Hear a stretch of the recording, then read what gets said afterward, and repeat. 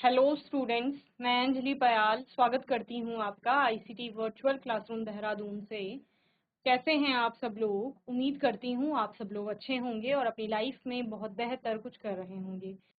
आज हम बात कर रहे हैं क्लास 7th के साइंस की और चैप्टर चल रहा है आपका फिजिकल एंड केमिकल चेंज यानी कि भौतिक और रासायनिक परिवर्तन पर हम लोग बात कर रहे हैं, जिसमें कि आपने सभी टॉपिक्स पढ़ लिए हैं लगभग। एक बार रिवाइज कर रहे हैं हम उन्हीं टॉपिक्स को जिनको अभी तक आपने पढ़ा है। लास्ट सेशन में हमने भौतिक और रासायनिक परिवर्तन में अंतरों की बात की थी और उन अंतरों को हम समझ रहे थे जो यहाँ पर पिक्चर्स दिए गए हैं उनके माध्यम से।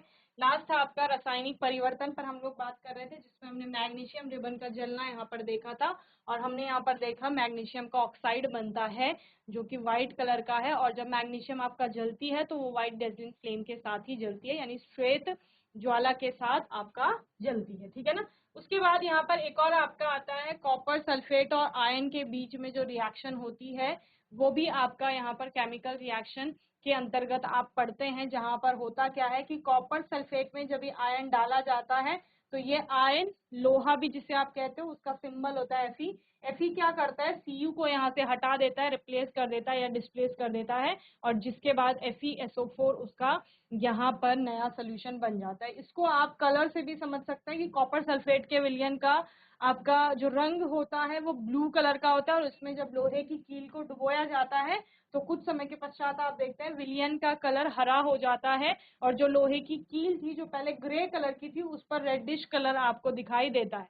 तो होता क्या है, जो ये ग्रीन कलर है ये FeSO4 का आपका हो जाएगा, और जो कॉपर थी यहाँ पर वो डिपॉजिट हो जाती है किस पर, लोहे की कील पर, यानी कि वहां पर जमा हो जाती है। ओके, तो ये भी आपका रासायनिक अभिक्रिया के अंतर्गत आता है। ठीक है ना।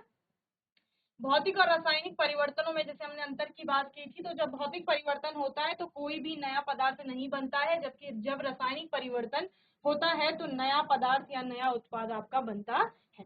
ठीक है ना। भौतिक परिवर्तन एक अस्थायी परिवर्तन है, जबकि रासायनिक परिवर्तन एक स्थायी परिवर्तन है। अस्थायी और स्थायी से क्या समझते हैं? देखो, अस्थायी का मतलब है कि जो आपका प्रोडक्ट बना है आफ्टर द चेंज, परिवर्तन के बाद वो पूरा स्टेबल नहीं रहेगा, यानी उसको वापस हम उल्टा कर सकते हैं। जैसे हम रिवर्सिबल की बात कर रहे थे, समझ रहे हैं ना, कि पानी से बर्फ बना है, अब बर्फ हमेशा के लिए स्टेबल नहीं हो गया। अगर आपने कंडीशंस में चेंज ला दिया है कि एनवायरमेंट गर्म हो गया है या टेम्परेचर बढ़ा दिया है तो बर्फ पिघल जाएगी और पानी में बदल जाएगी, तो ये अस्थायी परिवर्तन है। लेकिन वहीं पर जब आप कह रहे हैं कि कोई चीज जैसे लोहे पर जंग लगना है, जंग एक नया पदार्थ है, तो ये एक स्थायी परिवर्तन हो गया। समझ रहे हैं ना, जंग को वापस आप लोहे में नहीं बदल पा रहे हो, ये भी आप कह सकते हैं। देन जब किसी पदार्थ में भौतिक परिवर्तन होता है तो पदार्थ के संगठन में कोई परिवर्तन नहीं आता। ये हमको पता है क्योंकि वहां पर सिर्फ भौतिक गुणों में परिवर्तन आ रहा है। यदि संगठन में परिवर्तन आता, यानी उससे मिलकर के जिससे मिलकर के वो चीजें बनी हुई है, वो पदार्थ बना हुआ है, अगर वो चेंज हो जाएगा तो फिर पूरा पदार्थ ही चेंज हो जाएगा। समझ रहे हैं ना। तो ऐसा तो कुछ नहीं हो रहा है, तो इसीलिए आप क्या कह रहे हैं कि संगठन में कोई परिवर्तन नहीं आ रहा है, अतः नया पदार्थ नहीं बन रहा है। जबकि जब पदार्थ का रासायनिक परिवर्तन होता है तो पदार्थ के संगठन में परिवर्तन आता है, और संगठन में कॉन्स्टिट्यूएंट उसके अगर चेंज हो गए, दैट मीन्स कि न्यू सब्सटेंस की फॉर्मेशन आपकी होगी। ओके, ठीक है, बोलो। चलिए नेक्स्ट है, भौतिक परिवर्तन में किसी पदार्थ के कोई भी रासायनिक गुण परिवर्तित नहीं होते हैं। जब संगठन नहीं बदला है और केवल भौतिक गुणों में परिवर्तन आया है, इसका मतलब रासायनिक गुण नहीं बदले हैं। ठीक है ना। जबकि रासायनिक परिवर्तन में पदार्थ के सभी रासायनिक गुण क्या हो जाते हैं, परिवर्तित हो जाते हैं। ठीक है ना। जिस पदार्थ का भौतिक परिवर्तन होता है उसका द्रव्यमान पर प्रभाव नहीं पड़ता है, जबकि पदार्थ का अगर रासायनिक प्रक्रम होता है तो उसका द्रव्यमान भी बदल सकता है। भौतिक परिवर्तन में पदार्थ के भौतिक गुण जैसे रंग, आकार और अवस्था इत्यादि बदलते हैं, जबकि रासायनिक परिवर्तन में पदार्थ के वस्तु का रंग, आकार और अवस्था बदल जाती है। ठीक है ना। भौतिक परिवर्तन में सामान्य भौतिक विधि द्वारा उत्क्रमण संभव होता है, जबकि सामान्य भौतिक विधियों द्वारा रासायनिक परिवर्तन में उत्क्रमण संभव नहीं होता है। उत्क्रमण का मतलब उल्टा करना, और भौतिक विधियां जैसे कि आपने क्या किया कि पानी को वाष्पीकृत करके आपने दोबारा भाप बना लिया, संघनित करके वापस पानी बना लिया, पानी को आपने क्या किया, ठंडा किया, बर्फ बना लिया, बर्फ को गर्म किया, आपने पानी में बदल दिया। तो ये कुछ भौतिक विधियां। इसके अलावा छानने का यूज करते हैं आप लोग, की छान करके हम सेपरेट कर रहे हैं। ठीक है। तो ये सारी भौतिक विधियां हैं जिनके कारण आप चेंज ला रहे हैं, और रासायनिक विधियों, जब रासायनिक परिवर्तन आते हैं तो उनको भौतिक विधियों के द्वारा आप लोग उत्क्रमित नहीं कर पाते, यानी कि उल्टा नहीं कर सकते। ओके। भौतिक परिवर्तन में प्रारंभिक पदार्थ को पुनः प्राप्त किया जा सकता है, जबकि रासायनिक परिवर्तन में प्रारंभिक पदार्थ को पुनः प्राप्त नहीं किया जा सकता। इसको करेक्ट करिए। भौतिक परिवर्तन में प्रारंभिक पदार्थ को पुनः प्राप्त किया जा सकता है, जबकि रासायनिक परिवर्तन में प्रारंभिक पदार्थ को पुनः प्राप्त नहीं किया जा सकता। और किसी किसी केस में आपके रिएक्शंस रिवर्सिबल रिएक्शंस भी होती है ना, तो वो दोनों जगह आपको देखने को मिलती है, भौतिक में भी और रासायनिक में भी। ओके। चलिए, ये फिजिकल चेंज के एग्जांपल्स हैं, इनको आप लोग नोट कर लें।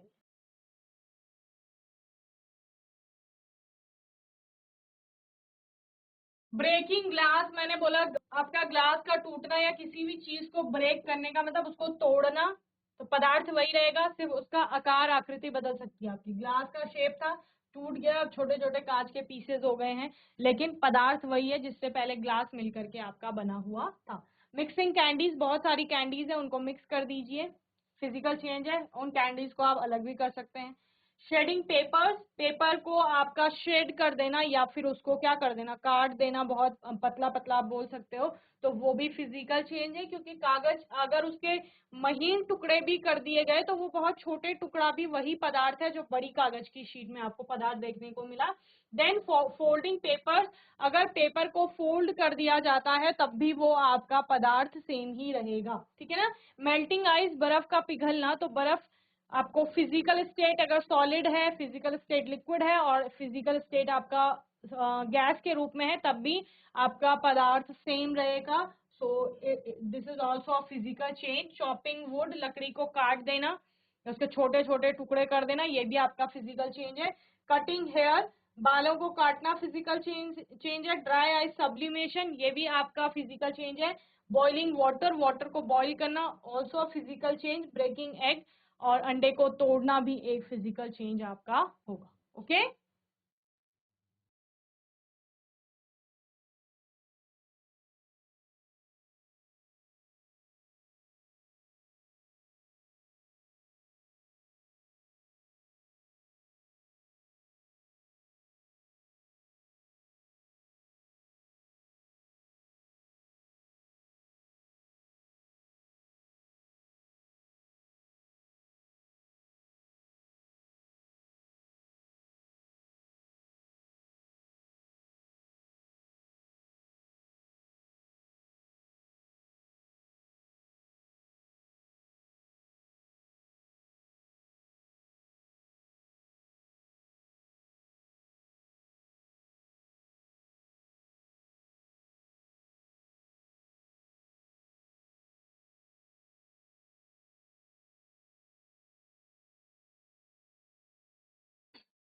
चलिए, नेक्स्ट हम बात करेंगे केमिकल चेंज की। इसके भी कुछ एग्जाम्पल है, एक लाइन लिखी गई है ना, केमिकल चेंज वन और मोर substances from a form a new substance. ठीक है ना, क्या कहा गया है यहाँ पर, एक या एक से अधिक पदार्थ जो चाहे रासायनिक अभिक्रिया कर रहे हैं या आपस में बदल रहे हैं और नए पदार्थ यहाँ पर बन रहा है, यही आपका केमिकल चेंज यानी कि रासायनिक परिवर्तन होगा।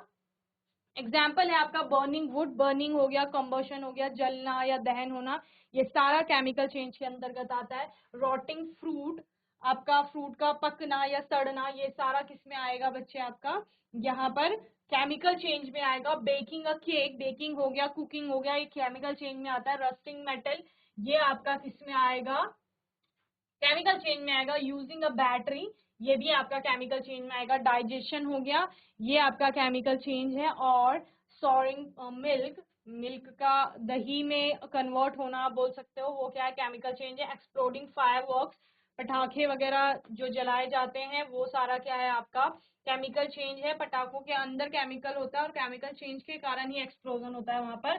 कुकिंग एन एग, अंडे का पकना। फोटोसिंथेसिस, ये सारा केमिकल चेंज है यानी कि रासायनिक परिवर्तन होगा। ओके।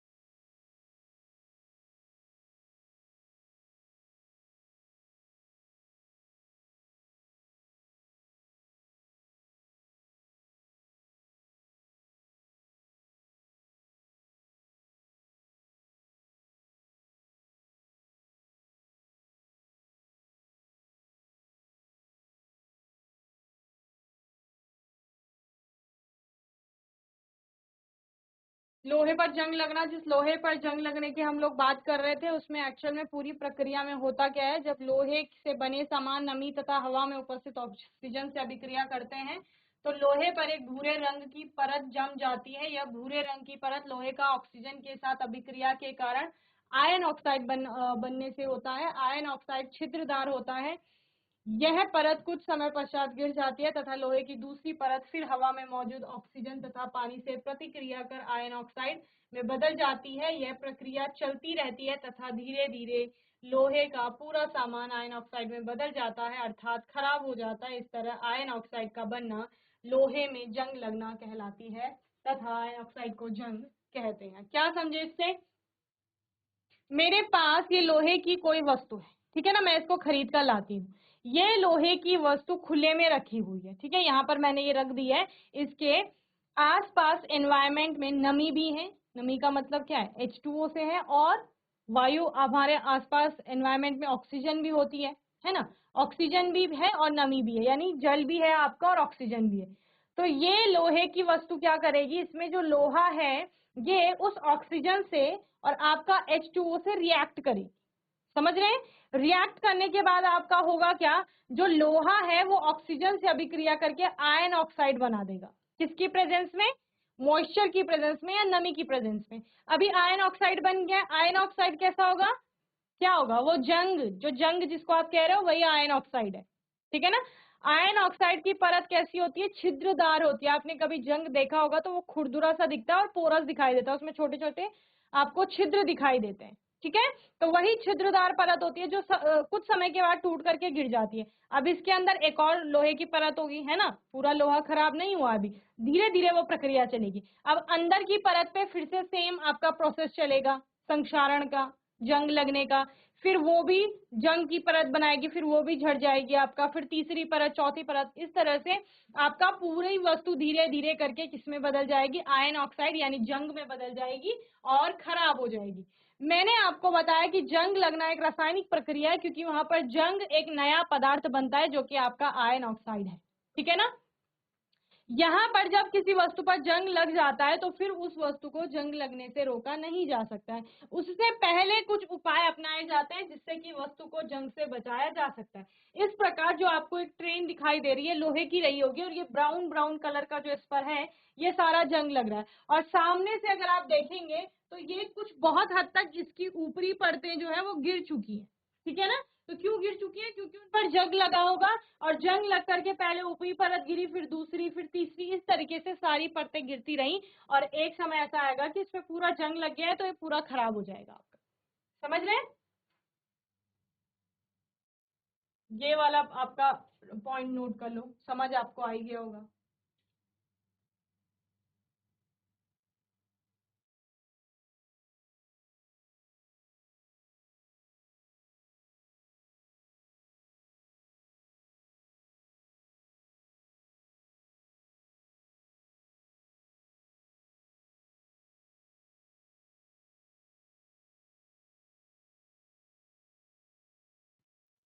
GIC थराली, आवाज आ रही है बच्चे? हैंड रेज करेंगे आवाज आ रही है तो। Very good. माइक ले लो कोई बच्चा, माइक ले लीजिए, अपना नाम और क्लास बता दीजिए। मैम मेरा नाम रितिका है, मैं क्लास 8 की छात्रा हूँ। ठीक है, तो आपको तो फिजिकल और केमिकल चेंज बहुत अच्छे से पता होगा। बताइए फिजिकल चेंज में क्या होता है? हिंदी में पढ़ते हैं या इंग्लिश में? मैम दोनों में। दोनों में पढ़ते हैं। बताइए फिजिकल चेंज किसे कहते हैं? भौतिक परिवर्तन। मैम भौतिक परिवर्तन उसे कहते हैं, ऐसा मैम ऐसा परिवर्तन जो दोबारा हो सकता है उसे भौतिक परिवर्तन कहते हैं। ओके, दोबारा हो सकता है इसे हम क्या समझें? मैम जैसे चौक, कि हाँ जी, मैम कैंडल, चौक का क्या किया हमने? मैम चौक का मैम चौक का पाउडर से हम दोबारा एक चौक बना सकते हैं। ठीक है, चौक से पहले हमने उसको पाउडर बनाया, फिर हमने वापस उससे चौक की स्टिक बना दी, ठीक है। और आपने दूसरा क्या यस बोला? मैम। कैंडल का क्या होगा? मैम मैम क्या मैम किसका? Candle, yes ma'am candle. उसका क्या होगा? मैम जब कैंडल पिघल जाती है तो मैम हम उसे दोबारा कैंडल बना सकते हैं। Very good. तो जो कैंडल का आपका वैक्स है यानी कि मोम है, वो मेल्ट हो जाएगी, पिघल जाएगी, और पिघल करके फिर से सॉलिडिफाई होकर के हमें कैंडल मिल सकती है, ठीक है। Very good. तो ये आपके कैसे यस मैम। चेंजेस हैं? फिजिकल चेंजेस हैं। Very good Ritika, sit down बच्चे। Thank you ma'am. चलिए, और केमिकल चेंज के बारे में कौन बताएगा मुझे? रासायनिक परिवर्तन, थराली।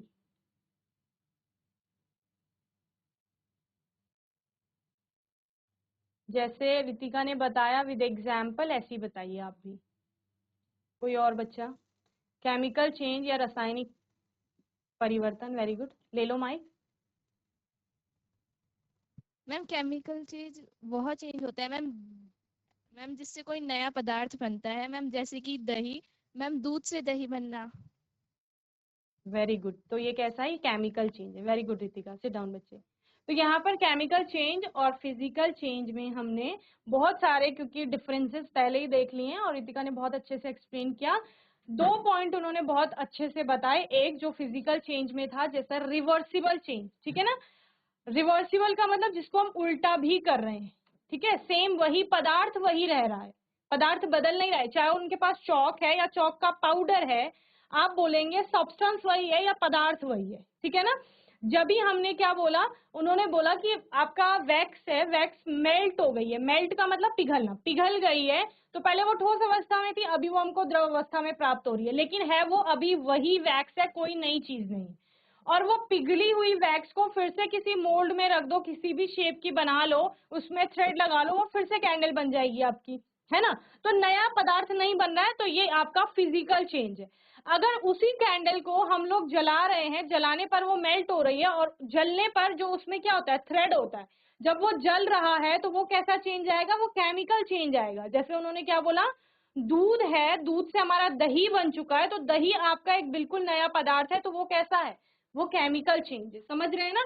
यहाँ पर जो टॉपिक लिखा गया है, लोहे पर जंग लगना, ये भी आपका क्या है बच्चे? रासायनिक परिवर्तन है, यानी कि केमिकल चेंज है। क्योंकि इसमें लोहा जो पदार्थ था, उस पर जब जंग लगा तो जंग एक नया पदार्थ बन रहा है। लोहा आयन है और जंग आपका क्या है? उसका ऑक्साइड है, आयन ऑक्साइड है। तो इस प्रकार से इसको क्या कहा जा रहा है? रासायनिक परिवर्तन आपका कहा जा रहा है, ठीक है ना। लोहे में जंग लगने की प्रतिक्रिया या अभिक्रिया भी आपको देखने को मिलेगी। यहाँ पर होता क्या क्या है, कुछ आवश्यक शर्तें यहाँ पर बोली गई हैं। आवश्यक शर्तों का मतलब क्या है कि अगर वो चीज नहीं होगी तो जंग नहीं लगेगा। जैसे अगर ऑक्सीजन नहीं है तो जंग नहीं लगेगा, यदि नमी नहीं है, वहां पर मॉइस्चर नहीं है, तो जंग नहीं लगेगा। और मेटल भी तो होनी चाहिए, लोहे की वस्तु होनी चाहिए, तभी तो जंग लगेगा। या फिर कोई और आपकी धातु की वस्तु है, उस पर जंग लगेगा।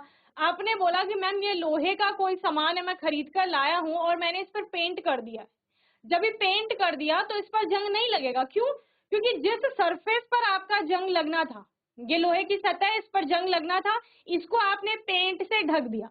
अभी पेंट से ढक दिया तो ऑक्सीजन टकरा रही है पेंट से, नमी टकरा रही है पेंट से, लोहे तक तो वो पहुंच ही नहीं पा रहे। जब लोहे तक नहीं पहुंचेंगे तो जंग नहीं लगेगा। तो आवश्यक शर्तें क्या है कि जब ये लोहे की सतह है वस्तु की, इसका ऑक्सीजन के और नमी यानी कि आप जल बोल सकते हैं, उसके संपर्क में आना आवश्यक है। तो यही आवश्यक शर्तों में आता है। अगर इन दोनों में से आप किसी एक का संपर्क भी तोड़ दें, क्या बोला मैंने? इन दोनों में से, किन दोनों में से? ऑक्सीजन और नमी, इन दोनों में से किसी एक का संपर्क भी आप तोड़ देंगे, यानी किसी एक को भी लोहे से मिलने से रोक देंगे, तो संक्षारण रुक जाएगा, यानी जंग लगना रुक जाएगा। देखो समझो क्या कहा मैंने। ये लोहे की कोई वस्तु है, ठीक है ना। आपने बोला हम इसको खरीद कर लाए और हमने इसको बहुत अच्छा सा पेंट कर दिया। जब ये आपने पेंट कर दिया तो जो आपकी क्या थी, यहाँ ऑक्सीजन रही होगी एनवायरमेंट में, ये ऑक्सीजन इस लोहे, ये रेड कलर का जो है ये लोहा है, यहाँ तक नहीं पहुंच पा रही है, वो पेंट तक ही पहुंच रही है। ये क्या था? ऑक्सीजन। दूसरा आपका मॉइस्चर की बात की हमने, यानी नमी H2O, वो भी आपका लोहे तक नहीं पहुंच पा रहा है, तो आपका वस्तु क्या हो गई? सुरक्षित हो गई। यहाँ पर आपने क्या किया बच्चे? दोनों का ही संपर्क तोड़ दिया, ऑक्सीजन को भी नहीं पहुंचने दिया, H2O को भी नहीं पहुंचने दिया। ये केस था पेंट लगाने का, कि आपने पेंट कर दिया। और हमने क्या पढ़ा है? ग्रीसिंग ऑयलिंग की जाती है। आपका वस्तु थी, इस वस्तु पर आपने क्या किया? ऑयल लगा दिया। ये क्या है? ऑयल है। अब ऑयल क्या करता है? ऑयल पानी को रोकने से, पानी को आने से रोकता है, यानी मॉइस्चर को, नमी को नहीं पहुंचने देगा। तो H2O आपका पहुंच रही है, उसको पहुंचने नहीं देगा, लेकिन ऑक्सीजन आपका पहुंच पा रहा है। इस केस में भी आपका संक्षारण नहीं होगा। क्यों? क्योंकि जो मॉइस्चर था उसको पहुंचने नहीं दिया गया, यानी दोनों का आना आवश्यक है लोहे के साथ, और जब दोनों लोहे के साथ मिलेंगे तभी जंग लगेगा। क्लियर है इतना?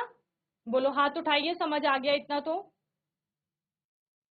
लोहे पर जंग तभी लगेगा जब उसकी संपर्क में ऑक्सीजन भी आ रही है और नमी भी आ रही है। बोलो थराली, हैंड रेस करिए, समझ आ गया इतना तो? नहीं आया समझ में? देखो सिंपल सी बात है, ये लोहे की वस्तु है, ठीक है ना। आवश्यक शर्तों का मतलब, इस पर जंग कैसे लगेगा? कैसे लगेगा बताओ? मैंने इस पर पेंट कर दिया तो इस पर जंग नहीं लगेगा। पेंट करने का मतलब क्या है? आपने ऑक्सीजन जो आसपास है, ऑक्सीजन है, ऑब्वियस सी बात है, ऑक्सीजन हम सांस ले रहे हैं तो ऑक्सीजन है हमारे आसपास। ऑक्सीजन, दूसरा थोड़ा थोड़ा ठंडक महसूस हो रही है, नमी भी है। हमने पढ़ा है कि जब हम एयर के बारे में पढ़ रहे थे तो वायु में हमारा क्या क्या है? वाटर वेपर्स भी होती हैं, H2O, नमी भी होती है, ये सारी चीजें होती है, तो दोनों प्रेजेंट है यहाँ पर। लेकिन आपने जब वस्तु पर ही पेंट कर दिया, लोहे की सरफेस को ढक दिया है आपने पेंट से, तो वहां ऑक्सीजन और नमी नहीं पहुंच पा रही है। जब नहीं पहुंचेगी तो संक्षारण नहीं होगा। यानी संक्षारण होने के लिए क्या आवश्यक है? संक्षारण होने के लिए, यानी जंग लगने के लिए आपका आवश्यक है कि वस्तु की सतह पर ऑक्सीजन आकर टकराए और नमी उसके साथ साथ आकर के टकराए। इसलिए आपने देखा होगा कि कोई वस्तु जो पानी के संपर्क में, जैसे आपकी कोई लोहे की बाल्टी हो सकती है या कोई भी और सामान हो सकता है जो पानी में आप डेली यूज में लाते हैं, ठीक है ना, उस पर पानी भी लग रहा है और साथ साथ एनवायरमेंट में ऑक्सीजन है ही आपके, वो भी उससे टकरा रही है, तो उसका संक्षारण जल्दी हो जाता है। एज कंपेयर टू कोई वस्तु आपने ड्राई प्लेस पे रखी है, शुष्क स्थान पर रखी है जहां नमी कम है और साथ ही ऑक्सीजन उसको मिल रही है, लेकिन उसका संक्षारण उतनी जल्दी नहीं होगा। किसका संक्षारण जल्दी हो रहा है? जो पानी के संपर्क में बार बार आ रही है। क्यों? क्योंकि वहां पर नमी ज्यादा है और ऑक्सीजन हम बोल रहे हैं बार बार कि वो तो है ही। तो लोहे पर जंग लगने की शर्तों में हमने क्या देखा? लोहे में जंग लगने के लिए लोहे का पानी तथा, पानी यानी कि जिसको मैं नमी कह रही हूँ,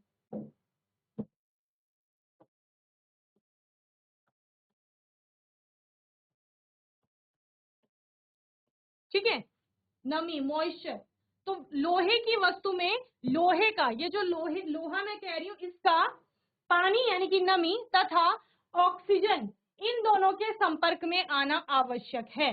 यानी कि अगर इन दोनों के संपर्क में वो नहीं आएगा, संपर्क में समझ रहे हो ना, कांटेक्ट में, संपर्क में नहीं आएगा तो जंग नहीं लगेगा। सिंपल सी बात।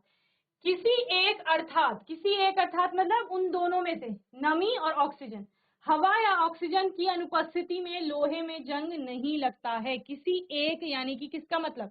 या तो नमी या फिर ऑक्सीजन। अगर उन दोनों में से किसी एक का भी संपर्क तोड़ दोगे, यानी किसी एक को भी लोहे तक पहुंचने से रोक देंगे, तो संक्षारण नहीं लगेगा, ठीक है ना। अर्थात यदि हवा में नमी नहीं हो तो लोहे में जंग नहीं लगेगा, या लोहे की ऑक्सीजन या पानी किसी एक से संपर्क में आने से रोक दिया जाए तो लोहे में जंग लगने से रोका जा सकता है। तो मैंने आपको बता दिया है कि या तो दोनों का संपर्क तोड़ दो या दोनों में से किसी एक का संपर्क तोड़ दो तो आपका जंग नहीं लगेगा।